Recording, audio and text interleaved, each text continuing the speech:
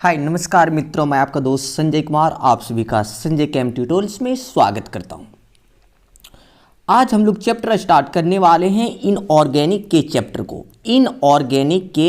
को आज स्टार्ट करने वाले हैं, क्योंकि हम लोगों ने ऑर्गेनिक केमिस्ट्री को पूरा कंप्लीट कर लिया है। तो ऑर्गेनिक के चैप्टर्स को जो नहीं देखे, जो बच्चे इस चैनल पे नए हैं, उनको क्या करना है कि इस चैनल के प्लेलिस्ट में जाना है और सारे ऑर्गेनिक केमिस्ट्री के लेक्चर्स को आप देख सकते हैं और बेहतरीन नोट्स भी बना सकते हैं, एग्जाम की प्रिपरेशन कर सकते हैं। तो हम लोग इनऑर्गेनिक स्टार्ट कर रहे थे। इनऑर्गेनिक का सबसे फर्स्ट वन चैप्टर जो होता है वो चैप्टर नंबर 6 होता है एनसीईआरटी के अनुसार। तो इनऑर्गेनिक इसमें से कौन कौन सा है? 6, 7, 8, 9 चार चैप्टर आपको इनऑर्गेनिक के पढ़ने के लिए मिलेंगे। तो आज जो हम लोग चैप्टर स्टार्ट करने वाले हैं वो इनऑर्गेनिक का सबसे फर्स्ट जो कि 6 नंबर का चैप्टर है। तो उस चैप्टर का नाम क्या है कि general principles and process of isolation of element, जो कि लेक्चर नंबर 1 होने वाला है। तो यहाँ पे देखते हैं कि इस चैप्टर का मतलब क्या हो रहा है कि कोई भी एलिमेंट को आप आइसोलेट कैसे करेंगे, किन माध्यमों के द्वारा, किन प्रमेय या नियमों के माध्यम से आप कोई भी एलिमेंट को क्या करना है कि पृथक करना या उसको क्या करना अच्छे से करना है। मान लिया जाए कि आपके पास कोई भी एलिमेंट आ जाए तो वो क्या हो गया कि उसमें डस्ट पार्टिकल्स है, तो वो डस्ट पार्टिकल्स को कैसे अलग करेंगे, तो उन सारे माध्यमों को पढ़ना है। तो इस चैप्टर में हम लोग एक एक करके सारी चीज़ों के बारे में डिटेल से पढ़ने वाले हैं। इसलिए इस चैनल को क्या कीजिए, शेयर कीजिए, सब्सक्राइब कीजिए, ताकि और भी दोस्तों को इसका फायदा हो सके।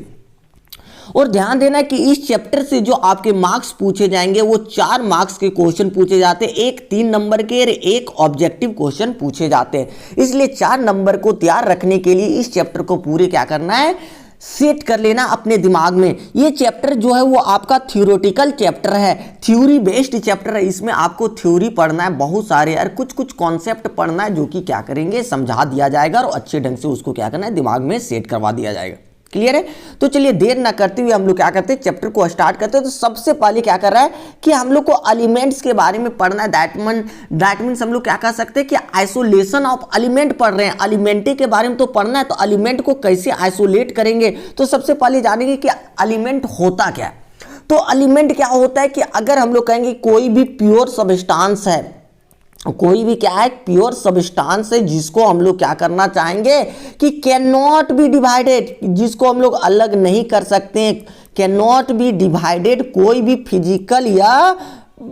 फिजिकल या केमिकल प्रोसेस के द्वारा, फिजिकल हो या केमिकल हो, कोई भी प्रोसेस के माध्यम से जिसको हम लोग अलग नहीं कर सकते हैं, छोटे छोटे टुकड़ों में और भी बांट नहीं सकते हैं, उसी प्रोसेस को हम लोग क्या कहते हैं, उसी से जो प्राप्ति होती है उसी को हम लोग क्या कहते हैं, एलिमेंट कहते हैं। सिंपल सा एलिमेंट का मतलब क्या होता है, तत्व। तत्व किसे कहेंगे कि तत्व कोई भी सब्सटेंस या कोई भी पदार्थ का वह भाग जिसको आप क्या कर सकते हैं, छोटे छोटे और भी टुकड़ों में अलग नहीं कर सकते या छोटे छोटे टुकड़ों में विभाजित नहीं कर सकते, उसी को हम लोग क्या कहते हैं, एलिमेंट के नाम से जानते हैं। तो टोटल एलिमेंट्स की बात करें हम लोगों के पीरियोडिक टेबल में तो 118 एलिमेंट्स हैं। तो कोई भी ले लेते, मान लेते कि सोडियम, तो सोडियम भी क्या है, एलिमेंट के अंतर्गत आ गया। कैल्शियम का दीजिए, पोटासियम का दीजिए, एल्युमिनियम का दीजिए, कोई भी ले लीजिए, तो वो सारे क्या होते हैं, 118 में से सारे क्या हैं, एलिमेंट्स के नाम से जाना जाता है। तो बातें क्लियर हो गया, एलिमेंट किसे कहेंगे, तत्व किसे कहेंगे। तो आगे ध्यान देना है तत्व के बारे में। तो एलिमेंट्स जो होते हैं, एलिमेंट्स 3 प्रकार के होंगे। एलिमेंट कितने प्रकार के होंगे, 3 प्रकार के। तो देखिए 3 प्रकार में कौन कौन सा होता है, तो पहला कहेंगे तो क्या होता है, मेटल के नाम से जाना जाता है। किस नाम से जाना जाता है, मेटल। दूसरा की बात करें तो ये क्या होता है, नन मेटल के नाम से जाना जाता है। एक होता है मेटल, दूसरा क्या होता है, नन मेटल। लेकिन तीसरी की बात करें तो क्या होता है, मेटेलॉइड के नाम से जाना जाता है। तो मेटल का मतलब जो ये क्या होता है, धातु होता है, धातु, ठीक है, धातु। और दूसरा क्या होता है, अधातु, नन मेटल, अधातु, ठीक है। और तीसरा जो है वो क्या होता है, मेटेलॉइड, मतलब उपधातु, उपधातु के नाम से जाना जाता है। क्लियर है? तो अब हम लोग समझते हैं कि धातु किसे कहते हैं, अधातु किसे कहते हैं, उपधातु किसे कहते हैं, हल्का हल्का सा समझ लेते हैं। तो देखिए सबसे पहले अगर हम लोग ध्यान दें तो सबसे पहले मेटल्स की अगर बात करें तो मेटल्स क्या होगा, धातु क्या होगा। तो मेटल्स क्या होता है कि सबसे पहले केमिकली ढंग से अगर कहेंगे तो मेटल्स क्या करता है कि अपना एक इलेक्ट्रॉन्स को डोनेट करता है और डोनेट करके अपने ऊपर क्या करता है कि प्लस की टेंडेंसी ले आता है, इलेक्ट्रॉन को क्या कर दिया, इसने डोनेट कर दिया। तो उसी को हम लोग क्या कहेंगे, मेटल्स के नाम से जानेंगे।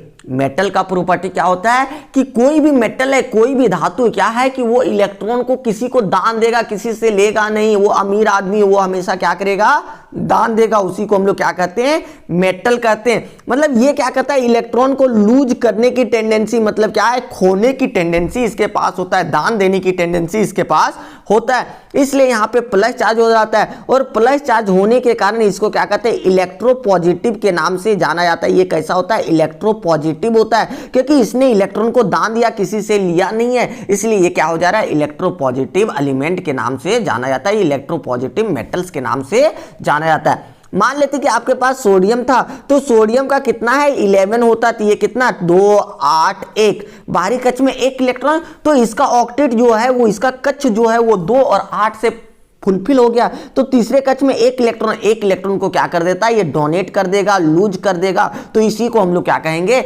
जितना डोनेट करता है उतना उसके ऊपर क्या हो जाता है, चार्जेज आ जाता है। 1 इलेक्ट्रॉन डोनेट किया मतलब 1 प्लस चार्ज, मतलब Na को हम लोग क्या लिख सकते हैं, 1 प्लस के रूप में भी लिख सकते हैं। अगर हम लोग मैग्नीशियम ले ले तो मैग्नीशियम कितना होता है, 2 8 2, तो ये कितना डोनेट कर सकता है बाहरी कक्ष में, 2। तो Mg को कितना लिख सकते हैं, Mg के ऊपर 2 प्लस लिख सकते हैं। तो इसी को हम लोग क्या कहते हैं, प्लस चार्ज को आ जाना इलेक्ट्रोपॉजिटिव के नाम से जानते हैं।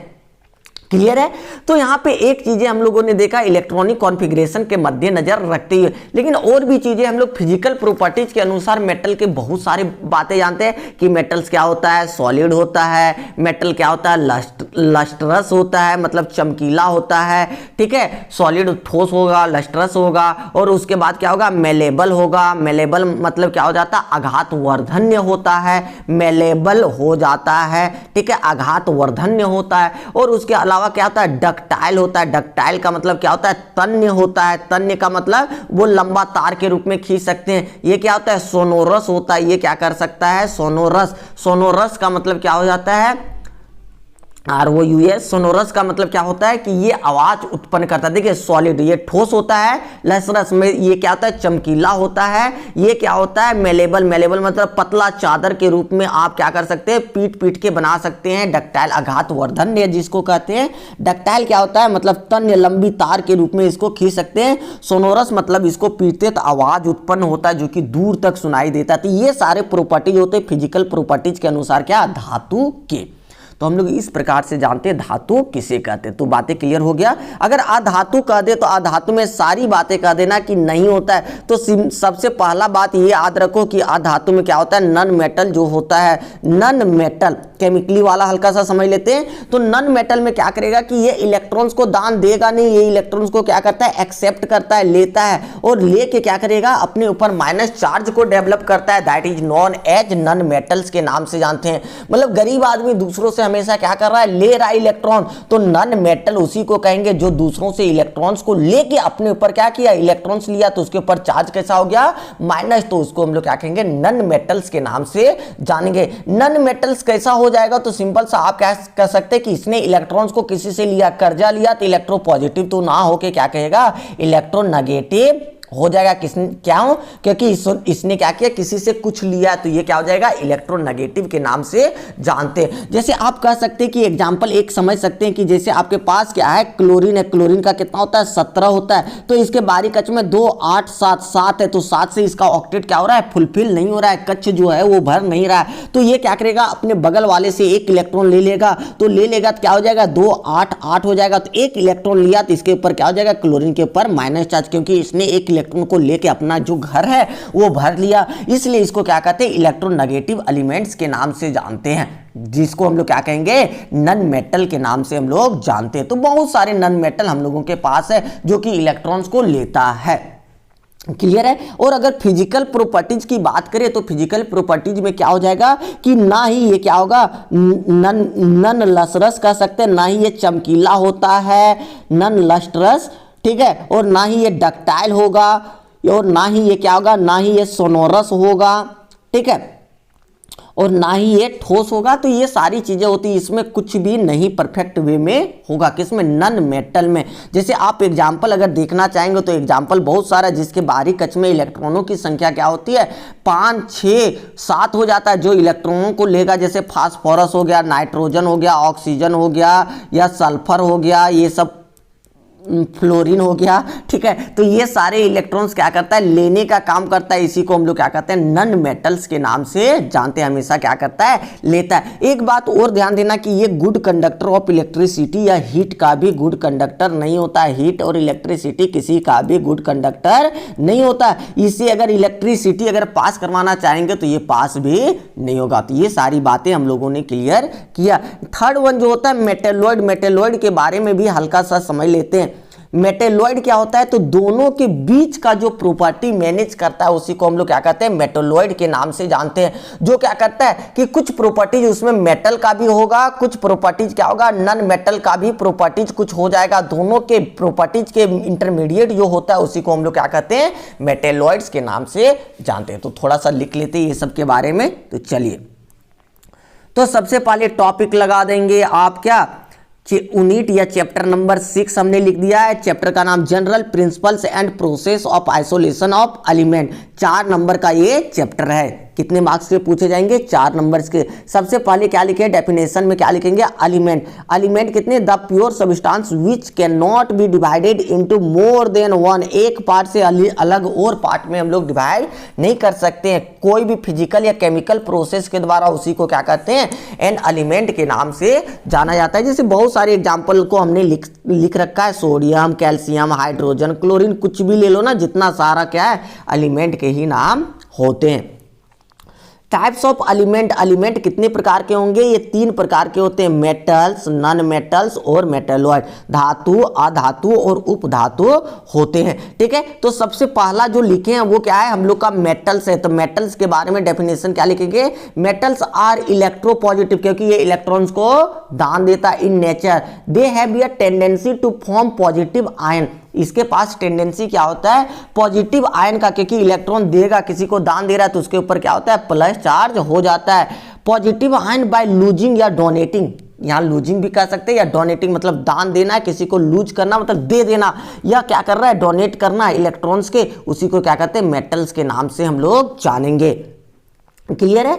मेटल्स क्या क्या होते हैं, इसके और भी फिजिकल प्रॉपर्टी देखते हैं। Metals are generally solid, lustrous, malleable, ductile, sonorous and good conductor of electricity and heat. क्या होते हैं कि ये ठोस होगा, चमकीला होगा, तन्य मतलब ये पतला तार के रूप में, पतली चादर के रूप में इसको पीट पीट के देखते हैं। अगर हम लोग चले जाते हैं, लोहार जो होता है उनके पास लेते जाते हैं, छोटा सा रड भी लेते जाएंगे, वो पीट पीट के फैला देगा, तो वो होता है सोनोरस भी यहाँ पे है, डक्टाइल भी है। तो सोनोरस मतलब जैसे सुनार के पास लेते जाइए, वहाँ पे क्या करेगा? एक छोटा सा निकालेगा, छोटा सा टुकड़ा, उसको क्या करेगा? खींच खींच के एकदम तार के रूप में क्रिएट कर देगा। उसी को क्या कहते हैं? डक्टाइल कहते हैं। सोनोरस मतलब स्कूल की घंटी को बजाना कितना दूर तक सुनाता है, वो क्या होता है? सोनोरस। और गुड कंडक्टर ऑफ इलेक्ट्रिसिटी और हीट, मतलब इससे अगर हम लोग इलेक्ट्रिसिटी या गर्म करेंगे, जैसे हम लोग क्या करते हैं कि बर्तन को चढ़ाते हैं हीट पर, तो हीट करने से क्या होगा कि उसका पकड़ने वाला भी क्या हो जाता है? गर्म हो जाता है। सिंपल सा वहाँ पे क्या होना चाहिए कि उसमें लगा नहीं होना चाहिए प्लास्टिक वाला पकड़ने वाला, तो उसी को क्या कहते हैं? Good conductor. जैसे sodium, magnesium, aluminium, calcium, ferrous, copper, ये सब क्या हो गया? आपका मेटल्स हो गया। क्लियर है? नन मेटल्स, दूसरा नंबर लिखना है नन मेटल्स। नन मेटल्स क्या करता है कि इलेक्ट्रॉन नेगेटिव होता है, ये इलेक्ट्रॉन्स को क्या करता है? खींचता है। इलेक्ट्रॉन नेगेटिव इन नेचर, ये क्या होता है कि इसके पास टेंडेंसी होता है क्या? इलेक्ट्रॉन नेगेटिव आयंस क्रिएट करने की, मींस क्या कहते हैं कि इलेक्ट्रॉन को लेने की टेंडेंसी होती है, इसलिए इसको क्या कहते हैं? नन मेटल्स के नाम से जानते हैं। देखिए ये कोई एलिमेंट था, मान लेते हैं कि Cl, तो Cl का 2, 8 और 7 होता है। एक इलेक्ट्रॉन ले लिया, एक इलेक्ट्रॉन को ले लिया, तो क्या लिख सकते हैं? Cl के ऊपर माइनस, क्योंकि इसने एक इलेक्ट्रॉन ले लिया, इसका क्या हो गया? 2, 8, 8 हो गया। तो इसी को हम लोग क्या कहेंगे? नन मेटल्स के नाम से हम लोग जानेंगे। बातें क्लियर हो रही है? तो नन मेटल्स का कुछ फिजिकल प्रॉपर्टी, नन मेटल्स क्या होगा? नन लसरस मतलब वो चमकेगा भी नहीं, ना मेलेबल होगा, ना डक्टाइल होगा, ना कंडक्टर होगा, गुड कंडक्टर ऑफ इलेक्ट्रिसिटी भी नहीं होगा। तो मतलब क्या लिख देंगे? Poor conductor of heat and electricity. जैसे फ्लोरीन हो गया, नाइट्रोजन हो गया, ऑक्सीजन, फास्फोरस, सल्फर, ये सब क्या हो गया? इसका नॉन मेटल्स के रूप में जाने जाते हैं, और भी बहुत सारे नॉन मेटल्स होते हैं। नेक्स्ट वन देखते हैं क्या है, मेटेलॉइड है। मेटेलॉइड का मतलब क्या हो जाएगा, सिंपल सा ध्यान देना है, metalloids are the element which show common characteristics of metals और नॉन मेटल। नॉन मेटल्स और मेटल्स के बीच का जो है दोनों के प्रॉपर्टीज को जो कम अधिक शो करता है उसी को क्या कहते हैं, मेटेलॉइड्स कहते हैं। अगर पूरी प्रॉपर्टी शो कर रहा है तो मेटल हो रहा है, नॉन मेटल का शो कर रहा है नॉन मेटल हो जा रहा है, लेकिन दोनों का प्रॉपर्टी जो कहेगा बीच वाला उसी को मेटेलॉइड के नाम से जाना जाता है। जैसे जर्मेनियम हो गया, या आप कह सकते हैं सिलिकॉन हो गया, कार्बन भी कभी कभी शो करता है, लेकिन कार्बन मैक्सिमम केसेस में मेटेलॉइड के रूप में कह सकते हैं कि ये संयोजन की क्षमता इसमें कैटेनेशन प्रॉपर्टी की और भी अधिक, तो ये सारे क्या हो जाते हैं कि मेटेलॉइड्स के रूप में जाने जाते हैं। क्लियर है। नेक्स्ट वन जो है अक्रेंस। अक्रेंस का मतलब क्या होता है कि प्राप्ति, आप मेटल्स की प्राप्ति कैसे करते, कहां से प्राप्ति करते हैं। तो ध्यान देना यहाँ पे जो चैप्टर हम लोग पढ़ रहे हैं वो क्या, किस चैप्टर्स को पढ़ रहे हैं कि हम लोग के पास कोई भी मेटल्स कहीं से भी आए उसको क्या करना है, कैसे आप क्या कर सकते हैं, उसको प्योर कर सकते हैं, उसको कैसे आप प्योर कीजिएगा, उसको शुद्ध कीजिएगा, उसी को हम लोग क्या कहते हैं कि उसका क्या है कि आइसोलेशन या मेटलर्जी या आइसोलेशन के नाम से जानते हैं। सिंपल सा बातें समझ में आ गया। कुछ भी चीजें आपको मिलेगा उसको क्या करना है, जो भी डस्ट पार्टिकल्स है, इंप्रूरिटी जो उसको आपको निकालना है पूरे, दैट इज नॉन एच क्या कहलाता है, आइसोलेशन। तो यहाँ पे देख रहे कि आप क्या करें कि प्राप्ति कैसे करेंगे, मेटल्स को आप कहां से प्राप्त करते हैं। तो सिंपल सा आप जानते हैं कि मेटल्स या नॉन मेटल्स या एलिमेंट, तो ये कहां से प्राप्त होता है कि आप मैक्सिमम क्या देखते हैं, अर्थ क्रस्ट से ये चीजें आपको प्राप्त होती है। अर्थ क्रस्ट मतलब भूपर पट्टी, जिसको हम लोग करते हैं भूपर पट्टी के नाम से जानते हैं, भूपर पट्टे, ठीक है। तो वो क्या होता है कि जमीन के नीचे की भाग से जो हम लोग चीजें क्या करते हैं, मतलब माइनिंग करके खोद के निकालते हैं, जैसे कोयला निकाल लेना मिनरल्स के रूप में जाना जाता है, या और भी चीजें जैसे लोहा क्या करता है जमीन के नीचे से निकाला जाता है। तो उसी प्रकार से आपको क्या करना है कि मेटल्स की प्राप्ति आप कहां से करते हैं, कैसे, ये किन किन अवस्थाओं में पाया जाता है। तो सिंपल सा मेटल्स जो होता है वो दो स्टेट में पाया जाता है। एक क्या होता है कि अकेला होता है, जिसको हम लोग क्या कहते हैं फ्री स्टेट में पाया जाता है, दूसरा क्या होता है कंबाइंड स्टेट में पाया जाएगा। मतलब फ्री स्टेट में जैसे बहुत सारे ऐसे एलिमेंट है जो कि क्या अकेला पाया जाएगा, मतलब सोना चांदी जैसे जानते हैं AgAu, ये सब जो है सोना चांदी प्लेटिनम, ये सब क्या है अकेला ही पाया जाता है, ये किसी के साथ मिक्सअप नहीं रहता है। लेकिन अब देखें कि मेटल्स जो है, ये मेटल तो सारे मेटल्स हैं, लेकिन कैसे पाए जा रहे हैं, अकेली पाया जाएगा, किसी के साथ मिक्सअप करके नहीं है। लेकिन कुछ ऐसे भी मेटल्स हैं जो कि क्या है किसी के साथ मिक्सअप है, जैसे ZnS, इसको कहते हैं जिंक ब्लेंड। मतलब जिंक ब्लेंड जो है वो किसके साथ मिक्सअप है, जिंक के साथ क्या है सल्फर भी मिक्सअप है, अकेला नहीं है, जिंक भी और उसके साथ सल्फर भी मिक्सअप है। तो इसको क्या करना है, सल्फर को निकाल के सिर्फ जिंके को प्राप्ति करना है। तो ये सारी चीजों को हमको प्राप्त करना है, मतलब सीखना है कैसे करेंगे। तो ये दो अवस्थाओं में पाया जाएगा मेटल्स, कैसे, एक फ्री स्टेट में, दूसरा किस अवस्था में, कंबाइंड स्टेट में आपका पाया जाएगा। बातें क्लियर हो रही है। तो सिंपल सा ध्यान देते हैं। सबसे पहला वन बात ध्यान दीजिए कि जितने भी मेटल्स होंगे वो क्या आएंगे कि जैसे जो फ्री स्टेट में पाया जाएगा, और एक पहला फ्री स्टेट में पाया जाएगा और दूसरा क्या है कंबाइंड स्टेट में पाया जाएगा। ये बातें क्लियर है। तो फ्री स्टेट में कौन कौन पाया जाएगा, तो जैसे देखिए फ्री स्टेट में पाए जाने वालों के नाम क्या क्या होते हैं। जैसे मान लेते हैं कि Ag ले लिए, चांदी ले लिए, सोना ले लिए या प्लेटिनम, ये सब क्या है फ्री अवस्था में पाया जाता है, किसी के साथ इसको दोस्ती करने का चांसेस नहीं है, अकेले रहेगा। लेकिन कंबाइंड स्टेट में जैसे ले लेते, मान लेते कि बॉक्साइड ही ले लेते, BAUXIT, बॉक्साइड मतलब अभ्रक जैसे कहते हैं ना कि इधर के क्षेत्र में चले जाओ, गिरिडीह के गांव वाले क्षेत्रों में, इधर क्या करता है कि जमीन के नीचे खोद के अभ्रक निकाला जाता है, जो व्हाइट मतलब चमकीला टाइप में रहता है, जिससे क्या करता है कि सजावटी सामानों में उसका उपयोग करता है, अभ्रक के नाम से उसको जाना जाता है। तो वो क्या होता है कि वो बॉक्साइड के नाम से जाना जाता है। इसका फॉर्मूला जो कहते हैं कि Al2O3 और 2H2O होता है। तो देखिए इसमें क्या क्या चीजें हैं कि एल्युमिनियम है, तो एल्युमिनियम के साथ साथ यहाँ पे क्या हो रहा है, ऑक्सीजन भी मिक्सअप कर रहा है, तो मिक्सअप करके बना हुआ that is known as combined state के नाम से जाना जाता है। बातें क्लियर है। तो चलिए देखते हैं आगे इसके अलावा, ठीक है। तो ध्यान देना हल्का सा अक्रेंस ऑफ मेटल्स टॉपिक लगा देना। मेन टॉपिक अब स्टार्ट हुआ क्योंकि उधर वाली चीजें आप तो पहले भी पढ़ चुके थे, तो यहां से आपका ये चैप्टर मैक्सिमम अच्छे रूप से स्टार्ट होता है। तो occurrence of metals, metals are found 4-5 point लिखेंगे। Metals are found in nature either in free state or in combined state, दो अवस्थाओं में पाया जाएगा, फ्री स्टेट में और ये कंबाइंड स्टेट में पाया जाएगा। ये बातें भी हम लोगों को पता है। दूसरा क्या है कि जैसे फ्री स्टेट में जो पाया जाएगा उन चीजों का नाम क्या है, जैसे फ्री स्टेट वाली चीजों का दूसरा पॉइंट जो हो जाता है कि गोल्ड, सिल्वर, प्लेटिनम जो है found in nature in free state, ये कैसी अवस्था में पाया जाएगा, अकेले वाली अवस्थाओं में पाया जाएगा। किस अवस्थाओं में, फ्री स्टेट में पाया जाता है। क्लियर है। लेकिन दूसरी पॉइंट में क्या है कि कंबाइंड रिएक्टिव मेटल्स जो होते हैं जैसे एल्युमिनियम हो गया, जिंक हो गया, फेरस हो गया, ये सारे किस अवस्था में पाया जाता है, कंबाइंड, मतलब अकेला नहीं रहेगा, किसी ना किसी के साथ क्या करेगा, ये जुड़ जाएगा, तो इसको हम लोग क्या कहते हैं, कंबाइंड स्टेट के रूप में ये पाया जाता है। जैसे एग्जाम्पल के रूप में हम लोग देखते हैं क्या, बॉक्साइट है, जैसे क्या हो जा रहा है कि आपके पास बॉक्साइट है, तो बॉक्साइट जिसको हम लोग अभी अभ्रक के नाम से जानते थे, इसमें एल्युमिनियम के साथ ऑक्सीजन मिला हुआ। जिंक ब्लेंड है, BLENDE होता है, तो जिंक के साथ क्या है, सल्फर भी मिला हुआ है। तो ये क्या चीजें हो जा रहा है, आपका कंबाइंड स्टेट में पाया जाता है।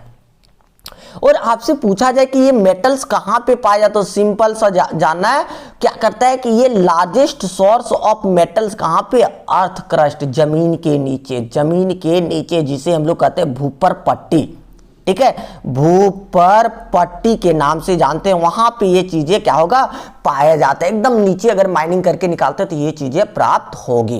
क्लियर है। आगे देखते हैं, हल्का सा ध्यान देते हैं। तो देखिए यहाँ पे कुछ चीजें हल्का सा एकदम नोट करना है, जीके के टाइप में ये क्वेश्चंस पूछे जाते हैं कभी कभी। तो अगर हम लोग बात करें कि सिर्फ मेटल्स की बात करें, तो मेटल्स का अगर बात करें सिंपल सा, तो सबसे अधिक पाए जाने वाला पूरे धरातल पे सबसे अधिक मेटल कौन सा पाया जाता है, तो अगर मेटल की बात करें तो आपको क्या बताना है, मेटल में सबसे अधिक कौन पाया जाता है, एल्युमिनियम। कौन सा पाया जाता है, एल्युमिनियम पाया जाता है। सबसे अधिक पाए जाने वाले मेटल्स में कौन है, सिर्फ मेटल में बात कर रहे हैं, ऐसे नहीं कि मेटल नॉन मेटल सब में से, सिर्फ मेटल में बात कर रहे हैं तो कौन पाया जा रहा है, सबसे अधिक कौन पाया जा रहा है, एल्युमिनियम पाया जा रहा है। अगर पूरे एलिमेंट में बात करें सबसे अधिक पाए जाने वाला एलिमेंट तो कौन होता है, सबसे अधिक ऑक्सीजन पाया जाता है। उसके बाद अगर बात करें सिलिकॉन पाया जाता है, उसके बाद एल्युमिनियम पाया जाता है। अगर आप कहें कि एलिमेंट के केस में एल्युमिनियम का पोजीशन कितना है, तो थर्ड पोजीशन पे है। एल्युमिनियम का पोजीशन कितने नंबर पे है, तीसरे नंबर, क्योंकि सबसे पहले ऑक्सीजन होता है, फिर सिलिकॉन होता है, फिर एल्युमिनियम होता है। एल्युमिनियम के बाद भी होता है कौन, फेरस हो जाता है, जिसको हम लोग आयरन कहते हैं। तो सिंपल सा याद रखना है कि अगर मेटल का पूछे कि which of the following elements या which of the following metals are found abundant in earth crust in nature, ठीक है, तो आपको क्या करना है कि एल्युमिनियम करना है। और अगर पूछे कि सबसे अधिक पाए जाने वाला एलिमेंट कौन है, तो ऑक्सीजन हो जाता है। लेकिन एलिमेंट में कौन होगा कि आपको ऑक्सीजन देना है, फिर सेकंड में सिलिकॉन देना है, थर्ड नंबर में एल्युमिनियम होगा। तो ये बातों को याद कर लीजिए एकदम 100%। तो देखिए हमने 2 पॉइंट को लिख दिया है। Aluminium is the most abundant, abundant का मतलब प्रचुर मात्रा में, अधिक से अधिक पाया जाता है। Metals, most abundant metal among the metals in the earth crust. अगर पूरे मेटल्स की ही बात करें तो मेटल समूह में सबसे अधिक जो मेटल पाया जाता है वो एल्युमिनियम होता है। और अगर हम लोग कहें कि तत्वों के समूह में, अगर एलिमेंट के समूह में अगर कहें किसका बात, एलिमेंट के समूह में अगर हम लोग कहें कि एल्युमिनियम का कितना पोजीशन है, तो तीसरे नंबर पे पोजीशन में पाया जाता है। किसमें, एलिमेंट के पोजीशन में। मेटल के पोजीशन में पहला नंबर पे, मेटल के पोजीशन में फर्स्ट नंबर पे, एलिमेंट के पोजीशन में थर्ड नंबर पे। तो थर्ड नंबर पे हो गया, ठीक है। उसके बाद अगर नेक्स्ट पॉइंट है कि आयरन जो होता है वो second most abundant metal, metal के समूह में दूसरा नंबर पे ये आता है। लेकिन एलिमेंट के समूह में कितना नंबर पे आता है, चौथा नंबर पे। एलिमेंट का थोड़ा सा अगर सीक्वेंस कोई लिखना चाहेंगे तो लिख सकते हैं। तो देखिए हम बता देते, थोड़ा सा लिख सकते हैं। सबसे अधिक जो पाए जाने वाला है, देखिए सबसे पहला नंबर पे कौन होता है, ऑक्सीजन। दूसरा नंबर पे क्या होता है, सिलिकॉन। तीसरा नंबर पे क्या हो जाता है, एल्युमिनियम। चौथा नंबर पे क्या हो जाता है, फेरस।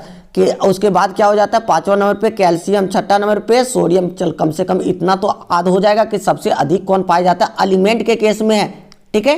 कौन सबसे अधिक पाया जाता है, कौन सा तत्व सबसे अधिक ऑक्सीजन, उसके बाद सिलिकॉन, उसके बाद एल्युमिनियम, उसके बाद फेरस, उसके बाद कैल्शियम, उसके बाद सोडियम, और भी बहुत सारे हैं नीचे वो अपने सीक्वेंस के अनुसार। तो ये 3 पॉइंट क्या है कि आपके किस रूप में पूछे जाएंगे, जीके के रूप में भी पूछे जाते हैं, हर एक एग्जाम्स में भी पूछे जाते हैं। ऐसे नहीं कि सिर्फ केमिस्ट्री में ही आपका पूछा जाएगा। ये बातें क्लियर हो गया। आगे डिस्कस करते हैं कुछ सम इंपॉर्टेंट टर्म्स को, कुछ इंपॉर्टेंट टर्म्स को डिस्कस करेंगे जो कि आगे चल के बहुत ज़्यादा जरूरत पड़ने वाला है। उन सारी चीज़ों के बारे में हम लोग डिस्कस करने वाले। तो देखिए यहाँ पे क्या हो रहा है कि सबसे फर्स्ट जो टर्म आया वो कौन सा टर्म है, मिनरल्स के बारे में डिस्कस करना है। तो मिनरल्स होता है क्या है, वो सबसे फर्स्ट वन टॉपिक लगाइए आप मिनरल्स का।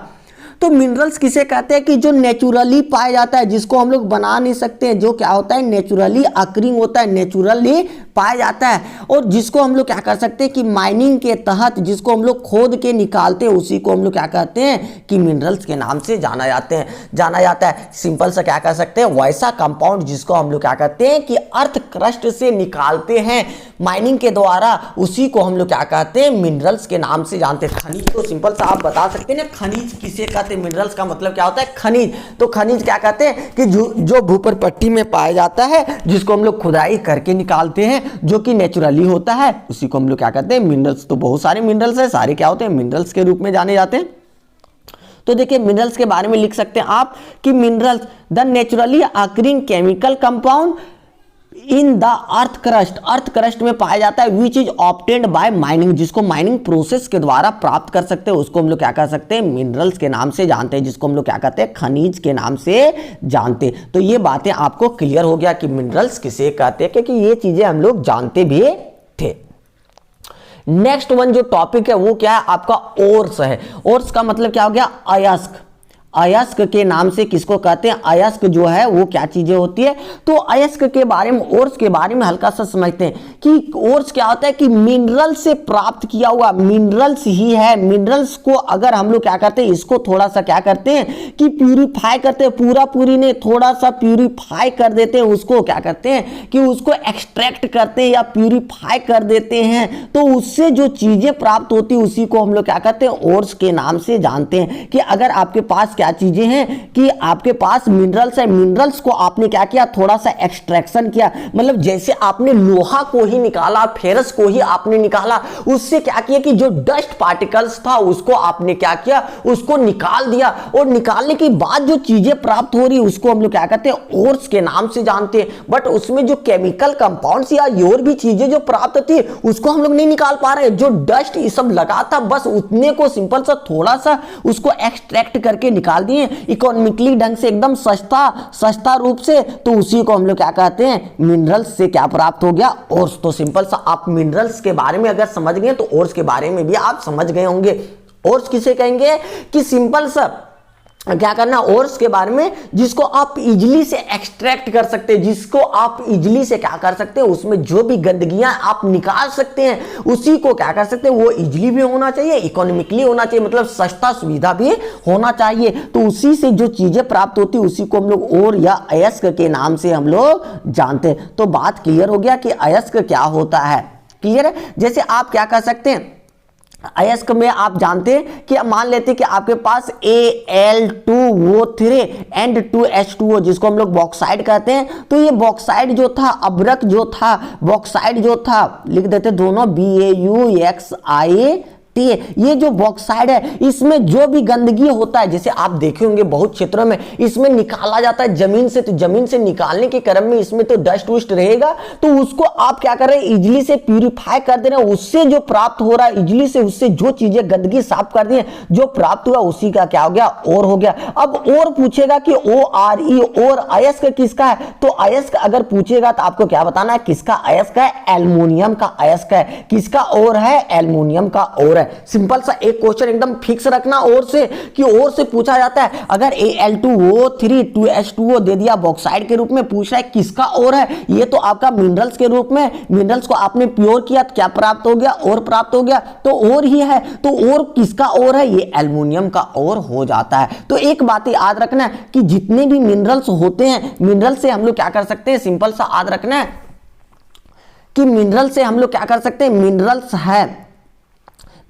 है, मिनरल से हम लोग क्या प्राप्त कर सकते हैं, और को प्राप्त कर सकते हैं। मिनरल से क्या प्राप्त कर सकते हैं, और प्राप्त कर सकते हैं। क्या और से मिनरल को प्राप्त कर सकते हैं, बिल्कुल नहीं। जितने भी मिनरल्स होते हैं उसको मिनरल से हम लोग क्या कर सकते हैं, और को प्राप्त कर सकते हैं, लेकिन और से क्या कर सकते हैं, मिनरल को प्राप्ति नहीं कर सकते हैं। ये बातें क्लियर हो गया, क्योंकि उससे गंदगी फिर डाल देंगे क्या, ऐसी चीजें नहीं होता। इसके बारे में 2 लाइन हम लोग लिख सकते हैं। तो और के बारे में लिखिए, the minerals which the minerals from which metal can be extracted, कि कोई भी मिनरल्स है उससे हम सिर्फ मेटल को ही निकाल ले रहे हैं, गंदगी को छोड़ दे रहे हैं, जिसको हम लोग कैसे निकाल रहे हैं, इजिली या इकोनॉमिकली ढंग से। इसी को हम लोग क्या कहते हैं, ओर्स के नाम से जानते हैं। जिससे ऐसा है, इसी से सिर्फ एल्युमिनियम को निकाल लेना, तो उसको हम लोग किस नाम से जानेंगे, ओर्स के नाम से जानेंगे। किसका ओर है, एल्युमिनियम का ओर्स। ठीक है, एक लाइन और लिखेंगे तो यहां से एक कंक्लूजन क्लियर होता है कि जितने भी आपके 10 ऑल द ओर्स कहां से प्राप्त हो रहा है, मिनरल से। तो हम लोग क्या कर सकते हैं, जितने भी अयस्क हैं सब क्या है, खनिज ही है। मतलब ओर्स कहां से प्राप्त हो रहे हैं, खनिज से। बट ऑल द खनिज आर नॉट ओर, मतलब जितने भी खनिज है सब क्या है कि ओर से प्राप्त कर सकते हैं, लेकिन ओर से आप खनिज को नहीं प्राप्त कर सकते। तो सिंपल से वे में करना है कि all the ores are mineral, जितने भी ओर्स होंगे वो क्या होंगे, minerals. But all the minerals are not ore, जितने मिनरल्स प्राप्त करेंगे सब ओर के रूप में नहीं मिलेगा। ठीक है, तो ये बातें एकदम नोट कर लेना, एकदम दिमाग में सेट कर लेना। अब देखते हैं क्लासिफिकेशन इसको कितने भागों में बांटा गया है। एकदम मोस्ट इंपॉर्टेंट लगा दीजिए ये ओर्स के बारे में। ये क्या है, मोस्ट बीबीआई। एक क्वेश्चन तो 100% हर एक साल पूछ रहा है यहाँ, किससे, कि ओर्स से पूछ देता है कि ये किसका ओर है, ऑक्साइड ओर है, एल्युमिनियम का ओर है, सल्फेट ओर है, किसका ओर है, तो वो पूछा जाता है। तो सिंपल सा यहाँ पे देखते हैं, ores can be classified on the basis of nature of compound present in them. कौन सा कंपाउंड उसमें प्रेजेंट है उसके आधार पर ये ओर्स हम लोग डिवाइड कर सकते हैं। क्लियर है, तो यहां पे देखते हैं हल्का सा, देखिए ऑक्साइड ओर्स है, तो ऑक्साइड के कौन कौन से ओर्स होते, तो अगर ZnO है तो इसको हम लोग किस नाम से जानते हैं, जिंकेट के नाम से। Cu2 है तो इसको किस नाम से जानेंगे, क्यूप्रेट के नाम से, क्यूप्राइट के नाम से। Fe2O3 haematite, Fe3O4 magnetite, Al2O3 2H2O bauxite, Al2O3 करंडम, और भी क्या हो जा रहा है यहाँ पे देखिए, और भी क्या हो जा रहा है, MnO3 MnO2 पायरोलूसाइट और PbO लिथार्ड। ये आपको याद करना पड़ेगा, ऐसा भी 20 को और मिलेगा। तो ये सारी चीजों को आपको याद रखना है कि ZnO दे दिया मतलब क्या है, जिंकेट। जिंकेट किसका ओर्स है, तो आपको याद रखना है कि वो है मतलब ऑक्साइड का ओर है। किसका ओर है, ऑक्साइड ओर्स के नाम से जाना जाता है। क्लियर है, नेक्स्ट वन देखते हैं सल्फाइड ओर। सल्फाइड का मतलब क्या है, एस प्रेजेंट होना। तो अगर एस किसी में प्रेजेंट है तो उसको हम लोग क्या कह देते हैं, सल्फाइड ओर। जैसे ZnS, नाम भी याद रखना पड़ेगा, ZnS को क्या कहते हैं, जिंक ब्लेंड के नाम से जानते हैं। PbS को गैलेना के नाम से जानते हैं। HgS को हम लोग क्या कहते हैं, सिनाबार के नाम से जानते हैं। CuFeS2 कॉपर पायरेट्स के नाम से जानते हैं। Cu2S मतलब कॉपर गैलेंस के नाम से जानते हैं। FeS2 मतलब आयरन पायरेट्स के नाम से जानते हैं। Ag2S मतलब सिल्वर गैलेंस के नाम से जानते हैं। ठीक है, तो इसका सबका नाम याद रखना है, किसका ओर है, तो सल्फाइड का ओर ये है। क्लियर है, नेक्स्ट वन हम लोग समझते हैं किसके बारे में, कार्बोनेट के ओर्स के बारे में। कार्बोनेट CaCO3 कैल्शियम कार्बोनेट, जिसको हम लोग लाइमस्टोन के नाम से जानते हैं, चूना पत्थर के नाम से जानते हैं, लाइमस्टोन। MgCO3 जिसको मैग्नेसाइट के नाम से जानते हैं। FeCO3 जिसको सिडराइट के नाम से जानते हैं। ZnCO3 calamine. CaCO3 और MgCO3 ये डॉट करके दोनों मिक्सअप रहता है।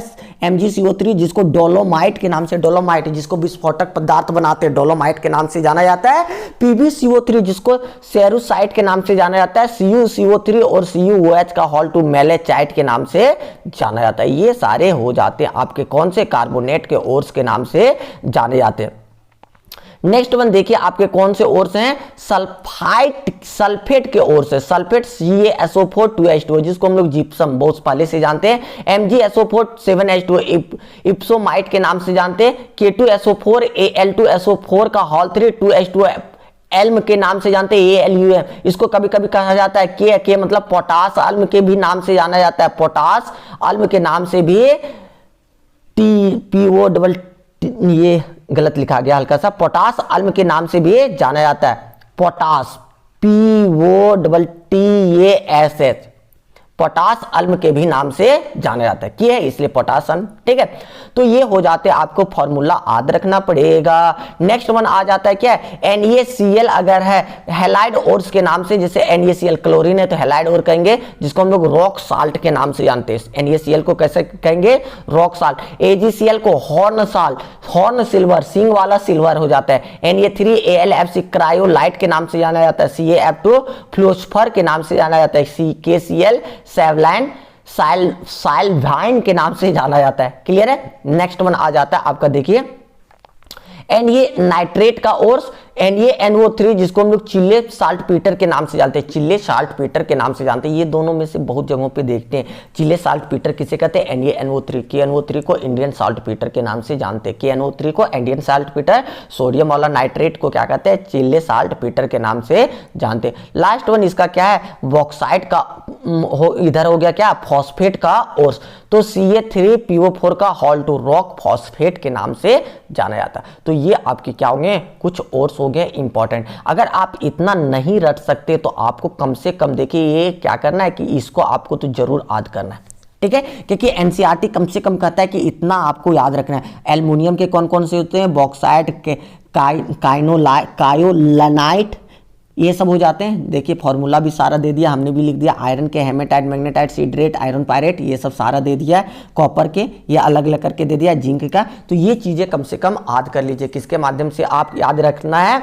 कि एनसीईआरटी तो कम से कम याद रखिएगा, और अगर पूरे याद रखिएगा तो ये क्या होगा? सोने में सुहागा की बात हो जाएगी। क्लियर है?